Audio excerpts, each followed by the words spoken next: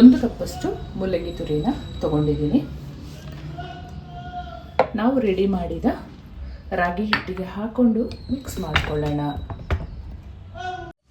ನಮಸ್ತೆ ಎಲ್ಲರಿಗೂ, ಎಲ್ಲರನ್ನ ಸುಸಿಸ್ ಕಿಚನ್ಗೆ ಸ್ವಾಗತ ಮಾಡಿಕೊಂಡು ಇವತ್ತು ಅದ್ಭುತವಾದ ಅಡುಗೆ ಮಾಡ್ತಾ ಇದ್ದೀನಿ. ಬನ್ನಿ ಹೇಗೆ ಮಾಡೋದು ನೋಡೋಣ. ನಾನು ಮಾಡುವ ಅಡುಗೆಗಳು ನಿಮಗೆ ಇಷ್ಟ ಆಗ್ತಿದ್ರೆ ದಯಮಾಡಿ ಸಬ್ಸ್ಕ್ರೈಬ್ ಮಾಡಿಕೊಂಡು ನಿಮ್ಮ ಫ್ರೆಂಡ್ಸ್ ಅಂಡ್ ಫ್ಯಾಮಿಲಿಗೆ ಹೆಚ್ಚು ಶೇರ್ ಮಾಡಿ, ಲೈಕ್ ಮಾಡೋದನ್ನ ಮರಿಬೇಡಿ.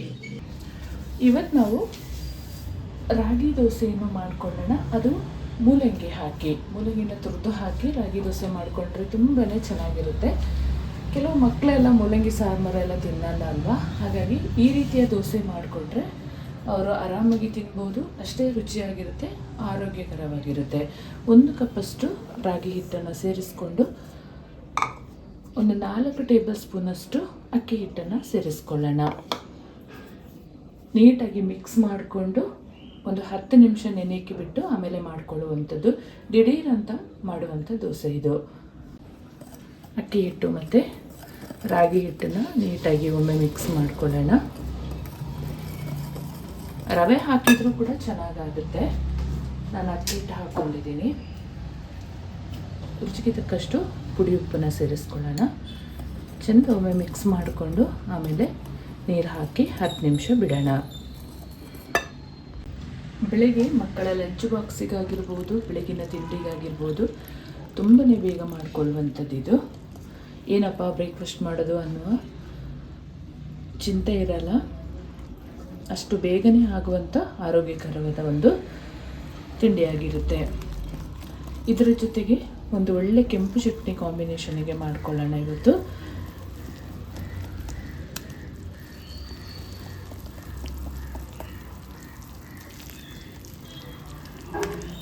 ಡಯಾಬಿಟಿಕ್ ಪೇಷಂಟ್ ಅವರು ಕೂಡ ಈ ರೀತಿಯಲ್ಲಿ ಮಾಡಿಕೊಂಡ್ರೆ ತುಂಬಾ ಒಳ್ಳೆಯದಾಗುತ್ತೆ.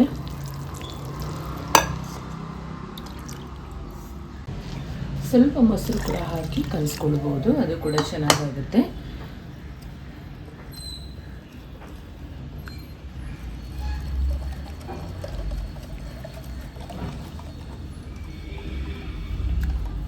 ಈ ಹದದಲ್ಲಿ ನೀರು ಹಾಕ್ಕೊಂಡು ಕಲಸಿ 10 ನಿಮಿಷ ಇಡೋಣ. ಅಷ್ಟೊತ್ತಿಗೆ ಒಂದು ಚಟ್ನಿ ರೆಡಿ ಮಾಡ್ಕೊಳ್ಳೋಣ. ಚಟ್ನಿ ರೆಡಿ ಮಾಡ್ಕೊಳ್ಳೋಕ್ಕೆ ಒಂದು ಪಾತ್ರೆ ಬಿಸಿಗೆ ಇಟ್ಕೊಂಡು 1 ಚಮಚದಷ್ಟು ಎಣ್ಣೆ ಹಾಕ್ಕೊಳ್ಳೋಣ. ಶೇಂಗಾ ಮತ್ತು ಕಾಯಿ ಎಲ್ಲ ಹುರ್ಕೊಳ್ಬೇಕು, ಹಾಗಾಗಿ 1 ಚಮಚ ಹಾಕಿದರೆ ಸಾಕಾಗುತ್ತೆ. 2 ಚಮಚದಷ್ಟು ಶೇಂಗಾ ಬೀಜನ್ನು ಸೇರಿಸ್ಕೊಂಡು ಚೆನ್ನಾಗಿ ಹುರ್ಕೊಳ್ಳೋಣ.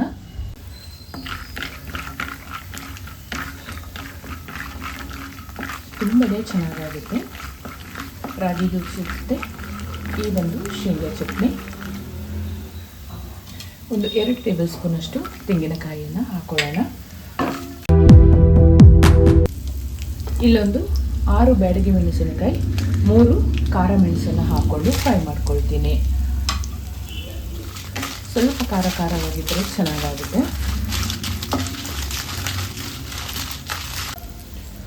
ಒಂದು ಗಡ್ಡೆ ಬೆಳ್ಳುಳ್ಳಿನ ಹಾಕ್ಕೊಳ್ತಾ ಇದ್ದೀನಿ, ಅದನ್ನು ಕೂಡ ಫ್ರೈ ಮಾಡ್ಕೊಳ್ಳೋಣ. ಮತ್ತು ರುಬ್ಬುವಾಗ ಹುಣಸೆ ಹುಳಿ ಮತ್ತು ಕೊತ್ತಂಬರಿ ಸೊಪ್ಪನ್ನು ಸೇರಿಸ್ಕೊಂಡ್ರೆ ಆಯಿತು. ತಣ್ಣಗಾದ್ಮೇಲೆ ನೈಸಾಗಿ ರುಬ್ಕೊಳ್ಳೋಣ. 1 ಕಪ್ಪಷ್ಟು ಮೂಲಂಗಿ ತುರಿನ ತಗೊಂಡಿದ್ದೀನಿ. ನಾವು ರೆಡಿ ಮಾಡಿದ ರಾಗಿ ಹಿಟ್ಟಿಗೆ ಹಾಕೊಂಡು ಮಿಕ್ಸ್ ಮಾಡಿಕೊಳ್ಳೋಣ. ರಾಗಿ ಹಿಟ್ಟನ್ನು ಕಲಸಿಟ್ಟು 10 ನಿಮಿಷ ಆಗಿದೆ. ಇವಾಗ ತುರಿದು ಇಟ್ಕೊಂಡಿದ್ದ ಮೂಲಂಗಿ ತುರಿಯನ್ನು ಸೇರಿಸ್ಕೊಳ್ಳೋಣ. ಹಾಗೆ ಒಂದು ಸ್ವಲ್ಪ ಕೊತ್ತಂಬರಿ ಸೊಪ್ಪನ್ನು ಕಟ್ ಮಾಡಿ ಇಟ್ಕೊಂಡಿದೆ, ಅದನ್ನು ಕೂಡ ಸೇರಿಸ್ಕೊಳ್ಳೋಣ. ನಾನಿಲ್ಲಿ ಹಸಿಮೆಣಸಿನಕಾಯಿ ಅಂತ ಸೇರಿಸ್ಕೊಳ್ತಾ ಇಲ್ಲ. ಸಣ್ಣ ಮಕ್ಕಳಿದ್ದಾರೆ, ಹಾಗಾಗಿ ಅವರಿಗೆ ಖಾರ ಆಗುತ್ತೆ ಅಂತ ಸೇರಿಸ್ಕೊಳ್ಳೋಣ. ನೀವು ಬೇಕಿದ್ರೆ ಸೇರಿಸ್ಕೊಳ್ಬೋದು. ಎಲ್ಲವನ್ನು ಚೆನ್ನಾಗಿ ಮಿಕ್ಸ್ ಮಾಡ್ಕೊಳ್ಳೋಣ.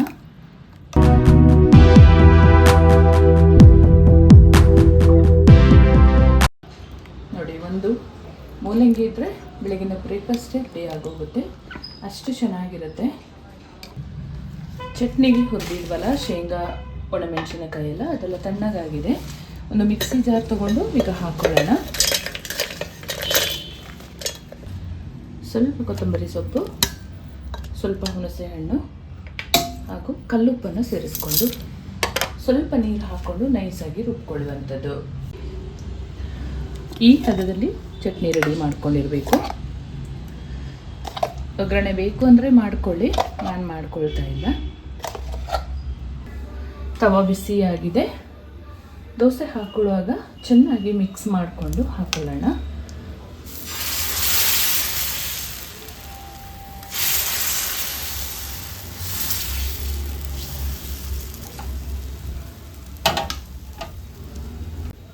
ಮೇಲ್ಗಡೆಯಿಂದ ಸ್ವಲ್ಪ ಎಣ್ಣೆ ಹಾಕೊಳ್ಳೋಣ. ಎಣ್ಣೆ ಅಥವಾ ತುಪ್ಪ ಹಾಕ್ಕೊಂಡ್ರೂ ಚೆನ್ನಾಗಾಗುತ್ತೆ.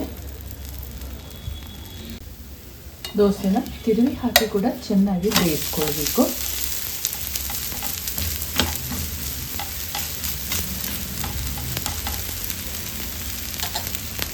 ಮೇಲ್ಗಡೆಯಿಂದ ಸ್ವಲ್ಪ ಆಯಿಲನ್ನು ಹಾಕೊಳ್ಳೋಣ.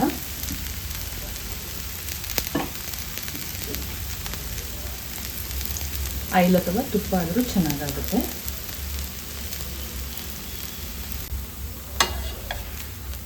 ತುಂಬಾ ಚೆನ್ನಾಗಾಗುತ್ತೆ. ನೀವು ಕೂಡ ಮನೆಯಲ್ಲಿ ಟ್ರೈ ಮಾಡಿ.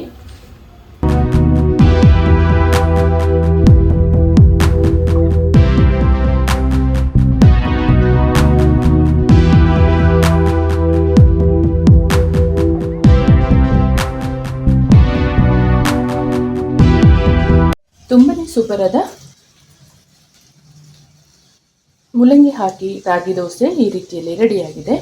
ಚಟ್ನಿ ಜೊತೆ ಟೇಸ್ಟ್ ಮಾಡೋಣ. ತುಂಬಾ ಅದ್ಭುತವಾಗಿರುತ್ತೆ, ತುಂಬ ಚೆನ್ನಾಗಿದೆ. ನೀವು ಒಮ್ಮೆ ಮನೆಯಲ್ಲಿ ಟ್ರೈ ಮಾಡಿ ಹೇಗೆ ಬಂತು ಕಮೆಂಟಲ್ಲಿ ತಿಳಿಸೋದನ್ನು ಮರಿಬೇಡಿ.